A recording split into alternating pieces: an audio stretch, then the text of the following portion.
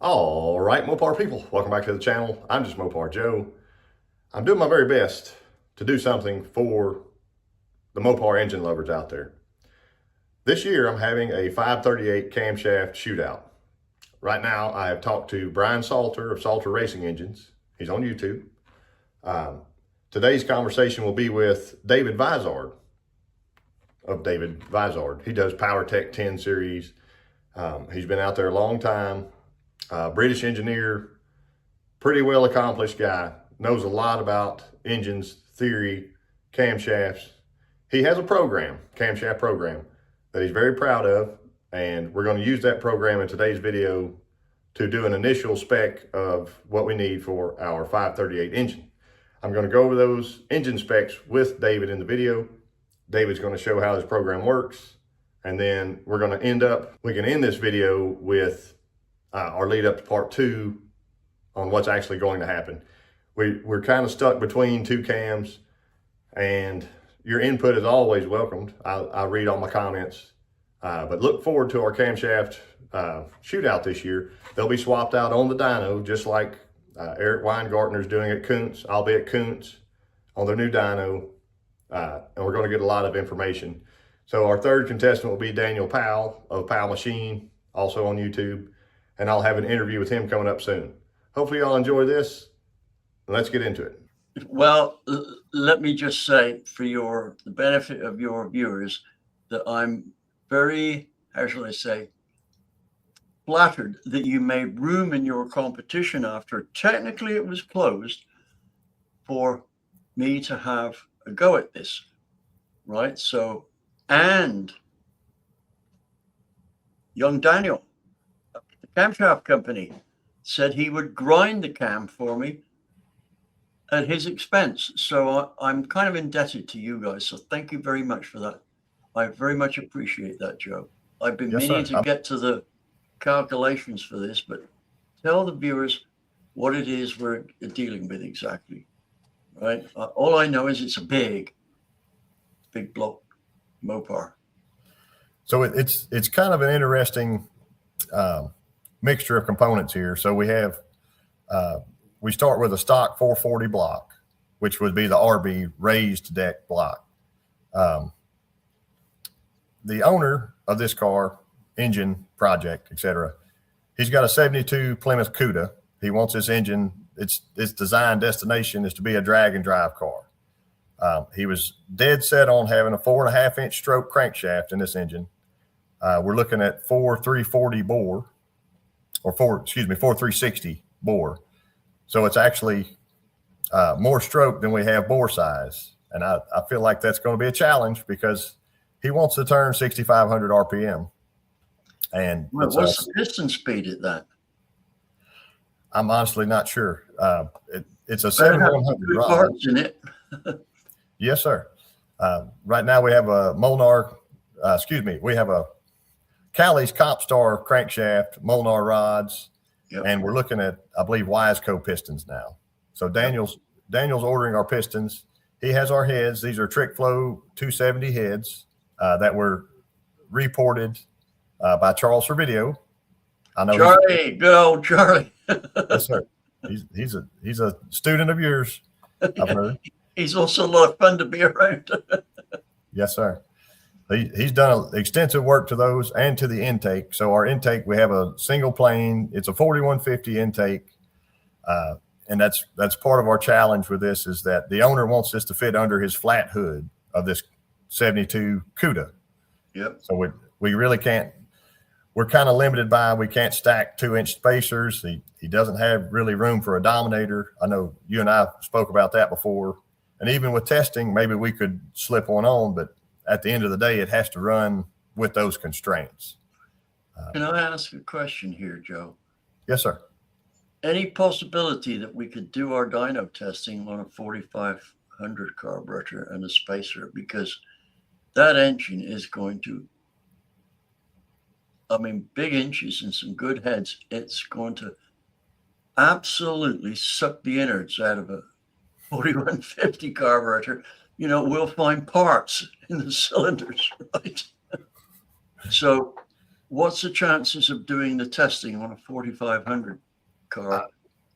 I'm certain I can find one. I know I have an adapter, that like an HVH super sucker adapter that would go for the tapered 4-hole spacer into a 4150. That would be the easy choice of just bolting that on. Yeah.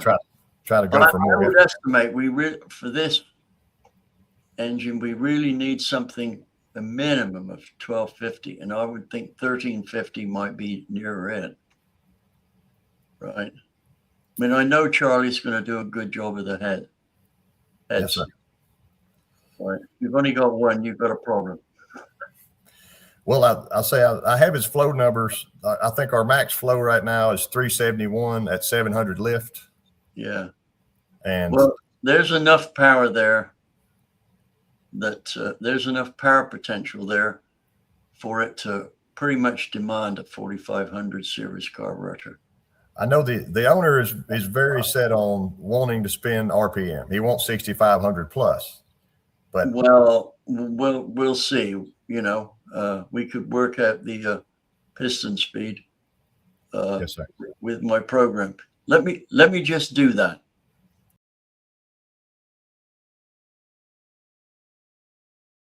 Yeah, you know, as you just pointed out, the piston speed is going to be up there, 6,500 RPM.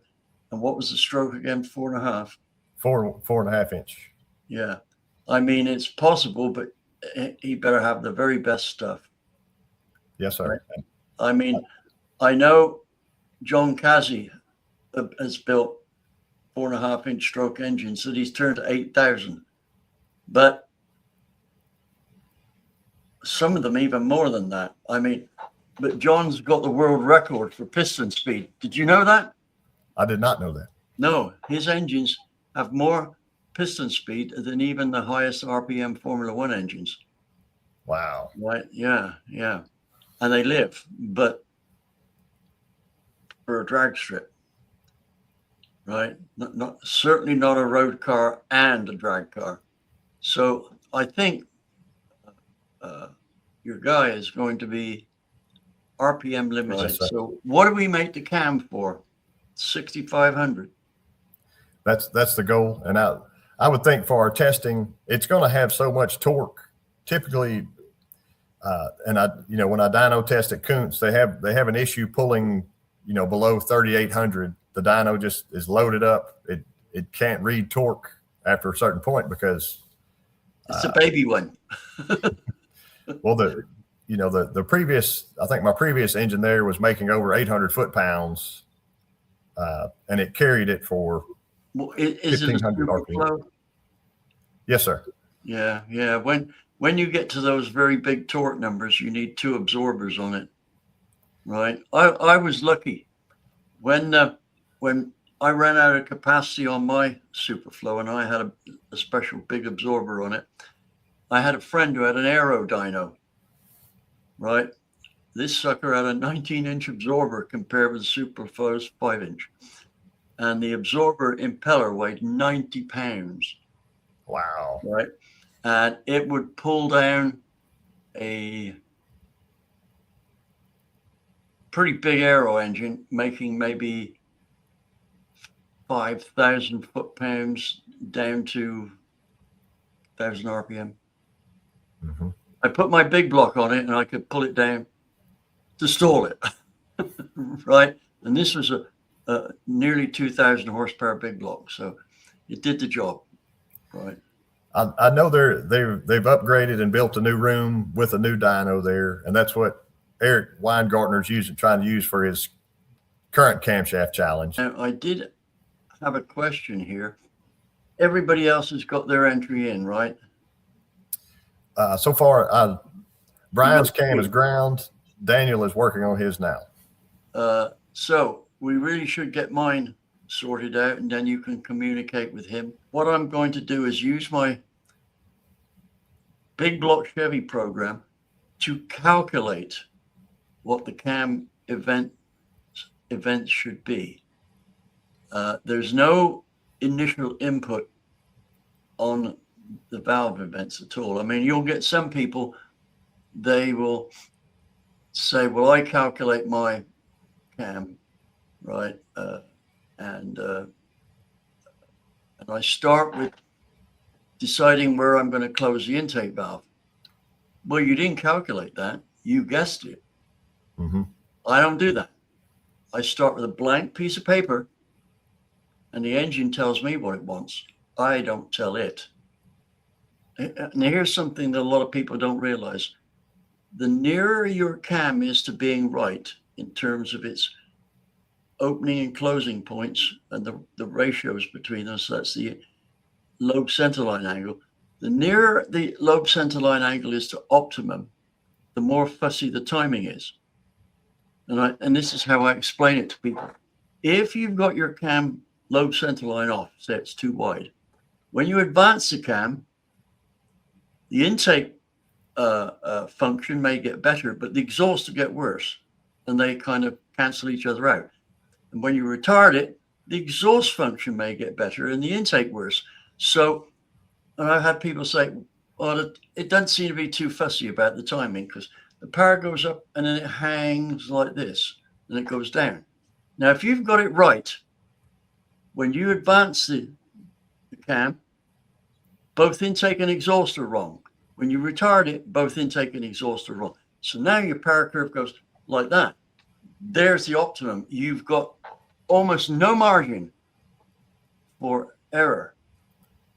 And I'm imagining here with this big engine that what we have here is something where, as good as Charlie is, there's never enough flow. Right. Right. So we've got to make use of every single CFM at every part of that opening phase and closing phase and put it in the right place. So getting the cam right on the lobe centerline angle and then timing it in right could be the last 25 horsepower, which you didn't get and if the lobe centerline angle is wrong, you could be 50 horsepower off. Wow. A big consideration for me is like longevity of this engine because I have to put my name on it. So is there a way that we decide? Yeah, we limit the RPM because that's what kills them. Yes, sir. But I mean, even like lobe intensity, if this lobe if it rushes on very quickly and it's jamming this valve open and closed over and over. Yeah, we'll talk to Daniel about that. Who's the other cams? Brian Salter of Salter Racing. Right. Has he put his cam in yet? Yes, sir. So his cam is ground. I don't have it yet, and I don't know the specs on it. I only know we were going around 750 lift. Right. And what springs have you got on the heads? Daniel is speccing the springs. We have a set of springs now. I believe they're pack springs, but they're not the end all be all. So we kind of bought springs early. I kind of wanted to wait. So we're looking at buying a different set. And I think Pack makes these springs, but I know they made some springs for me 5 or 6 years ago for a vintage racing 289 Mustang. It was a single coil spring, right? And the poundage on the seat and over the nose were lower than the stock spring. Yep. Wow. And this cam, which lifted the valves, Ion 600, would turn 8,000 RPM, just like that. Now, what manifold are we using on this? This is a Mopar M1. So it's the special one that can fit under that flat hood. It's a single plane. I know that's pretty crude. Can you see there? Yes, and it wants one of my humps in the middle. Right. Right. Let me. I'll send you a sketch as to what it should be like. Right. It looks pretty good. Is this one you've done? No, Charlie did this one. So there's Charlie did it. Right. Okay. I should have guessed that was his work. It's all his cuttering work's very good, isn't it? Yes, sir. it looks like he's almost machine guided. And those are the Mopar max wedge ports. So he's port matched as close as he could, Yep. without actually having an engine block there. So he said I may need to adjust some of the floor or the roof of the port. We're doing a big block Mopar. Fortunately, I found an easy route to change some of the constants to get this program to calculate the lobe centerline angle, the big block Mopar, because the geometry is quite different, and the gas transfer across TDC with the parallel valve head versus an incline valve head is substantially different. Anyway, when we get to that difference, I'll let you know. But what we start off with is we enter the bore, 4.36, then the stroke, 4.5, rod center to center length, 7.1, intake valve diameter, a woefully small 2.19, exhaust valve diameter, still way on the small side for such a big engine, but it's a 1.81. Part of the saving grace of this engine that it's got a fairly high compression. And there's an old saying that if you don't fill the cylinder very well, you better squeeze what you've got in there pretty hard. Very sound saying. Now we want peak power at 6,500. Now that I want to stress here that we want the power at 6,500. Now we're going to find that this program will show us what shortcomings we may have to meet our goal. Red numbers in the yellow boxes are the result of a calculation, calculating the data. And I've already taken the liberty of calculating it, but going on down, we put the rocker ratios in 1.6, 1.6, and we want a cam for mid to top end. So we're going to need a dual pattern cam. So we put a 1 in. Then we go across to the calculate data. Boom, hit that button, and it calculates all the data that you will need for a cam selection. Now, let's go across to that column. That's the one to the right of the column we've just entered the data into. And we will see that it's quoting a lobe centerline angle of 106. Well, that would be right for a big block Chevy, but as it happens, for the big block Mopar, it needs to be 3 degrees tighter than that. So our lobe centerline angle or lobe separation angle, call it what you will, is going to be 103, not 106. Now the 20 thousandths duration intake, 296. The 20 thousandths degree exhaust, 309. Now I know somebody's going to say, well, wouldn't the 50 thousandths number be more applicable? Well, yes, but it's more convenient to calculate the duration at 20 thousandths first. And then you've got the option of deciding how fast to open the valves, and we do that in the next section. Overlap, 90.5 degrees. Advance, 4.6. This is a calculated advance. It's not the almost obligatory 4-degree advance. This actually takes into account the valve sizes and where they need to be in relation to the crankshaft in the opening phase of the valve train. The intake center line is at 4.6 advance, is going to be 101.4.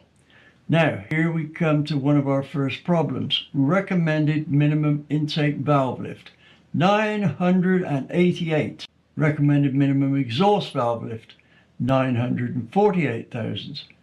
Well, between you and me, we aren't going to be able to get that. And it wouldn't be any good anyway. It'd be way past the peak flow lift of the head we're using. What we do have is a 750 valve lift limit. So something's got to be done about that. But let's move on. The dynamic compression ratio, 8.5. For a street strip motor, which is what I've chosen here, that's about as low as we want to let it go. We we would like to see it nearer 9-to-1 in this particular instance. Cranking cylinder pressure, PSI, 221, 780 pounds-feet. Estimated power potential, 872. Oh, this does look really good here, but there's a snag. Right below that estimated power, it tells you what the recommended minimum CFM head port flow is. To get that 872 horsepower, we're going to need 426 CFM of flow. We don't have that. We have about 380. So we aren't going to make that 872.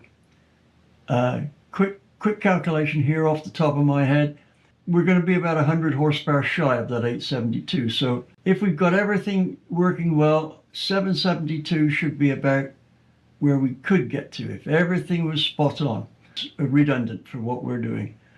The only thing that I can say is Charlie Savidio has done the heads, and he's one of those head porters that doesn't make the head ports any bigger than they need to be.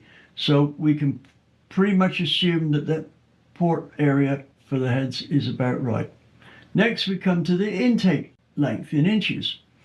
This is from the center of the valve right through to the center of the port where it enters the plenum. I provisionally put in 11.5 there. I don't know what it actually is, but that's what I've entered. The wave reflection, that's the second, third or fourth wave reflection, the fourth one. Right, now then, we've got all that in. Now we go over and look at what snags we've got. As you can see, the 6,500 RPM limit is giving us a piston speed of 4,875 feet per minute. That's a little bit over our speed limit. I dare say that for brief moments and not too regular use of that 6,500, the parts are good enough to hold everything together. But nonetheless, we ought to look at putting that figure per peak power down slightly. So we'll consider that in a moment. Now, let's go and look at the other factors here. We have the vacuum at idle, which very few other CAM programs ever tell you. In fact, very few actually tell you all this data. Vacuum at idle, assuming it all sealing up properly, 6.7 inches of mercury. Not good. I think what we need to do here is to maybe look at a lower RPM. Instead of quoting peak power at 6,500, let's make it 6,000 and see where we get to then, to the 6,000 RPM mark. So let's move along the line here and see what it's changed. After we hit the calculate button, we go across to the next column as we had before, still on 106 lobe centerline angle, but the cam duration has dropped, 287, 297. And you can see as we go down the list, things have perked up in the civility area. We're now calling for 925 lift and 888, so it's a bit less. We have 9.6 for our vacuum, and if we go on across the page, we've now got a dynamic compression ratio of 8.8. The next subject on the list is the cranking pressure. Now this is 234 psi. That's getting a bit high for 93 octane fuel, and my guess is that it will probably, but not certainly, need an octane booster. Now that will all depend on how good our mixture atomization is and what the mixture ratio is, etc. A lot of things. Maybe just about doable, but my guess is probably not so much. Anyway, let's go on down the list. Horsepower and torque. Look at this. 783 foot-pounds. We've actually gone up a couple of foot-pounds on torque. However, our expected horsepower is dropped by, oh, I don't know, about 50 horsepower at 818. Now, those figures are nice, but let's have a look at our required CFM of port flow. 401 CFM, still higher than we've got. But dare we put anything in that's less duration than this, because our cranking pressure will go up sky high.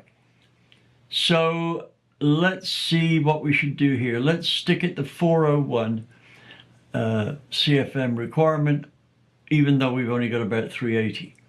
Now, induction length, in this instance, we go to 12.3 inches in length for the intake. With the fourth reflection, that will give us peak horsepower RPM of 6,016. Well, that's close enough to 6,000. And our torque will be about 4,700 RPM peak. So fairly good numbers. That's where we would kind of expect it. So basically, we have two options. He can do the cam with a 6,000 RPM peak. That would give some different variations of numbers. Or we can do the bigger one, trying to go for 6,500. But the program already shows us that, and we kind of knew it anyway, we're lacking head flow here. The deal is, have a campground that works with the constraints of the parts that we're using. This is going under a flat hood in the CUDA, so that's why we're using that 337 intake. We didn't want to step up to Brodix or any stuff like that. It's a drag and drive deal, so we're trying to use appropriate parts. And again, the owner wanted the larger cubic inch. I would have probably chosen something smaller to kind of match the head flow better, but he was ready to go big or go home. So stay tuned for part 2 from David. I got Daniel coming up next before you know it. So thank y'all for watching, and we're going to have some dyno time before you know it. Also, don't forget about our 526 back here. All right, Mopar people.